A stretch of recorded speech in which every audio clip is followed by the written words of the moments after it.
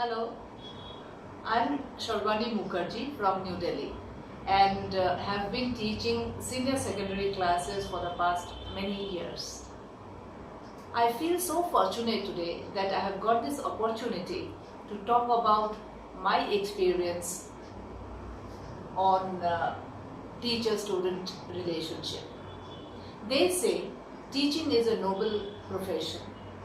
It is indeed so, because what I have experienced during my long teaching career is that a teacher does not only teach the students certain subjects like English, maths, etc., but also influences them a great deal, either directly or indirectly, enables them to build self-confidence, self-esteem, and make a place for themselves in the society, and most importantly, providing them the much needed emotional support.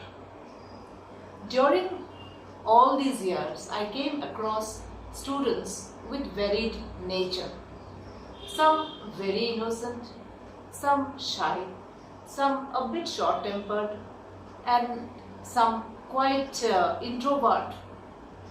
And believe me, dealing with all these was quite a challenge. As I had to teach senior secondary classes, I had to be a strict disciplinarian to get the things right. This went on for some years, and I was almost renowned amongst the students for being strict. But again, time changes, and with time, everything else. Gradually, over the time, I realized that too much of strictness would not work.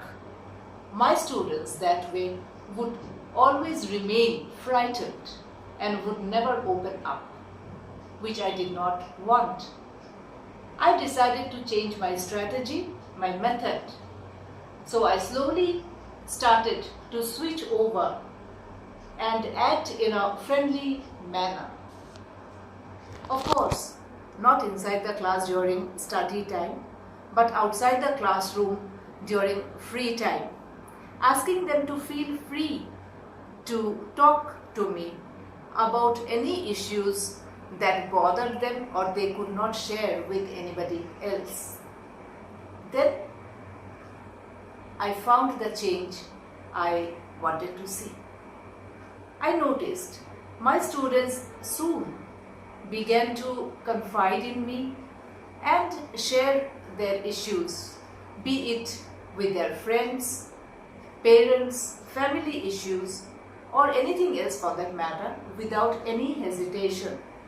Probably they did feel that I would be able to come up with a solution for them, or at least a workable suggestion. I, on my part, tried my level best to find a solution to them, to comfort them, and would always give them a patient hearing.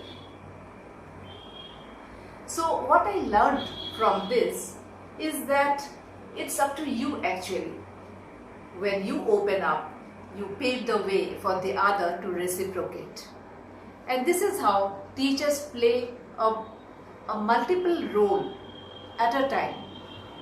A person who teaches, who understands a child's psychology, provides emotional support and be a friend to them, because senior students want to find a friend in their teachers. They cannot be only teachers, they need to be their friends. So slowly and gradually, the number of such children started increasing. Students, both boys and girls, from senior classes that I taught, would approach me whenever I had free time. So we used to have a healthy, friendly discussion, and I could see a great relief in their eyes at the end of the discussion.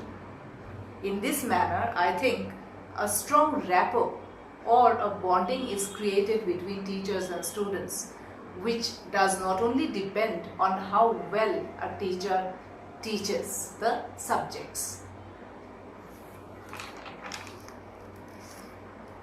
One interesting thing I can't help but share here with you all. During zero periods, when no studies take place, children of my class would come and sit on the floor around my chair and ask me to share my childhood stories with them. I could never turn down their request. And I used to tell my childhood stories, my school stories with them, which they enjoyed. They would love to listen to all my stories, my experience with my teachers, and whatever the kind of things that would encourage them. Sometimes they would also narrate some funny incidents that might have happened with them. So this zero period used to be the best time of the day for the students, as there were no studies, and moreover it was a kind of story time for them, of course with some moral values into it. I love recalling those moments. Who wouldn't? I also want to make an honest confession here. I never chose this profession for money. I just loved being with them, teaching and interacting with them, and made them feel free and make them feel that they could reach out to me anytime they wanted. I loved seeing the twinkle in their eyes whenever I kept their request and made them feel free to approach me. So like this, we developed a unique relationship which I cannot give a name to. Mother-child, teacher-student, friends. No, I don't find any of these very apt. Besides all this, what is also important is to groom. I feel it is very important for the teachers to groom a child in the right direction for his or her future. And I assume everybody would agree with me that we as teachers need to impart some moral education along with academics to inculcate human values, qualities in them. So keeping that in mind, sometimes I would relate my topics, my subjects under discussion to some moral values whenever possible, whenever it was relevant, of course. And at times I would devote the whole period to some common, you can say some general discussions which would convey some ethical substance. And there used to be pin drop silence in the class. Everybody would listen to me so attentively that it was worth watching. Believe me, there used to be so much silence in the class. So I could well understand that they were really interested to listen to me, and they were trying to absorb whatever I was trying to convey to them.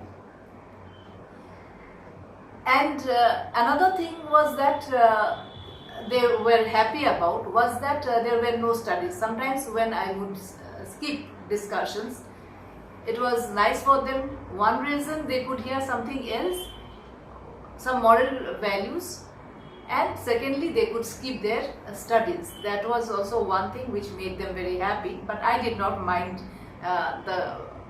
because the proper class did not happen that day. Now, years later, most of the students, after they had passed out, would often come and visit me at my place, especially on occasions like Teachers' Day, my birthday, and occasions like this. And they would speak like friends and would share how they were impacted by my words, and they followed those values, whatever was taught in the class, and how those things brought about changes in their lives. They are now well settled in life, some here in India, some abroad. So this was my real reward. Honestly, believe me, this was my real reward, my real earning as a teacher. So much love, faith and respect. I can't believe this. I'm thankful to the Almighty for all this. Another thing which comes to my mind at this point of time is that teachers are generally honored. They are rewarded by the government also for their invaluable contribution in the field of education, which is a very good practice. I appreciate it very much. And of course, it is also a motivating factor for the teachers who work so hard throughout the year, selflessly. But to me, a successful teacher is one who can produce successful, good human beings with all human qualities, and to me, that is the best lifetime award for a teacher. I hope you all will agree with me. Another thing, what I personally feel is that the greatest compliment is when a student whom you may have taught many years ago approaches you in the market or at the bus stop and talks to you with the same kind of respect and feelings as it had been years ago. That feeling can't be expressed in words. At least I cannot do that, because I often meet some such students whom I had taught many years ago, but then now, even though I might have forgotten their faces, but they would come themselves with their kids and with their spouse and talk to me. It is amazing. Now, I have so many things to say. I have so much to say, but one is always bound by time limits. So I would conclude here, but before I conclude, I just want to say that I have always believed in the saying, teach like it is your last day today. And my principle is, don't just teach, connect with your students. Thank you.